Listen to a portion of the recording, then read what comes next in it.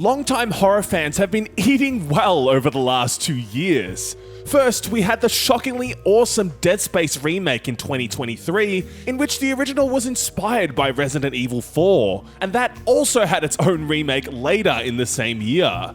Now, in 2024, we've received the much anticipated Alone in the Dark reimagining, where the 1992 release actually inspired the very first Resident Evil. So we truly have gone full circle here, folks. Although, how does this new version stack up as a modern survival horror game? Well, that's what we're about to find out. Set in the 1920s, Alone in the Dark follows the stories of a private detective named Edward Carnby and a woman called Emily Hartwood, who are out looking for her uncle Jeremy within the walls of the mysterious Derceto Mansion. Played by Hollywood stars David Harbour and Jodie Comer, their performances bring out several subtle acting qualities that really heighten the cutscenes and the game's film noir presentation. You don't know the Prext shipping company by any chance? I do. They made big money during the war. Their waterfront office is just over there. How did you do that? Do what, detective? Bonne chance.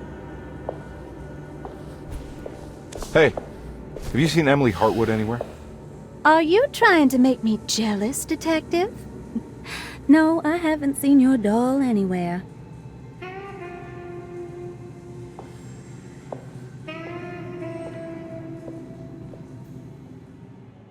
At the start of the adventure, players choose between one of these two characters for the entire run, occasionally bumping into each other as the story progresses. While the two playthroughs are essentially the same, apart from some small diverging paths towards the end, the cutscene's dialogue will vary significantly, since the main characters have different relationships and standings with the supporting cast. The story itself is quite intriguing, but the payoff isn't exactly worth the time investment. That being said, fans of the 1992 version will most likely appreciate the expanded story segments. Plus, certain narrative elements and objects have been shifted around to keep veterans on their feet, so there's something for everyone to enjoy here.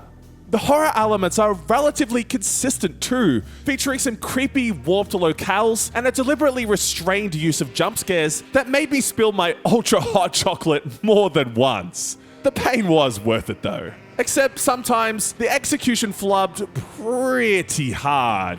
What, random enemies freezing on the spot? You got it. How about the main character herky-jerking it around a cutscene? Okay then. Looking for some silly jump scare QTEs with invisible monsters? We have that too. What am I looking at here?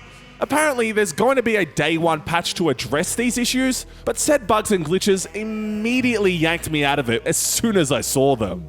Thankfully, the moment-to-moment gameplay is a lot more polished, with a decent visual and audible crunch to combat. Taking clear inspiration from the latest Resident Evils in its presentation and action, Alone in the Dark follows the tried-and-true survival horror fundamentals to a T, encouraging players to tiptoe past danger and prioritize destructible melee weapons or throw bricks and Molotov cocktails ahead of traditional ammo. While there isn't too much in the way of enemy variety and their movements, the way the monsters will try and sneak up, hide behind corners, or approach in numbers can be deceptively tricky to deal with, especially on the highest difficulty. It can also be challenging to go through Alone in the Dark's many puzzles and winding corridors. But the good thing is that players can adjust the puzzle difficulty, altering how much information is given, if important texts and map markers are highlighted, and how many hints are received for each puzzle, so you can cater the challenge precisely to your preference. The devs also implemented the awesome blue and red map scheme from 2019's Resident Evil 2 remake, which colors in which rooms have been cleared of collectibles blue and those that have not red, as well as visibly highlighting locked doors and puzzles that can be solved. Overall, there are more than a few combination locks and sliding puzzles to unravel, with a solid selection of unique brain teasers to figure out too. It's also a good idea to keep a lookout for hidden items known as lagni-ups, I'm pretty sure I'm pronouncing that right, as you may or may not receive a secret ending for picking them up. Just saying, don't look at me. But whether you find them or not, Alone in the Dark truly lives up to the original game's legacy.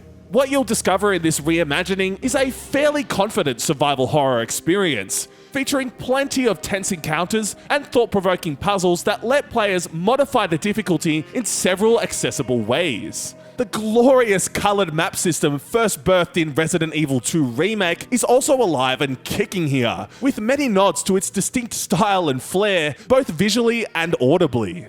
While technical issues like enemies freezing in place or characters glitching out during a cutscene did mar the experience a little too often for my tastes, Edward and Emily's intriguing stories are acted out remarkably well, even if each individual event doesn't amount to much in the end. It's the inner pest that we all wanted to be in video game form. Honestly, I think that is the main draw of this game. It's just, how can I be a royal pain to everyone that I know?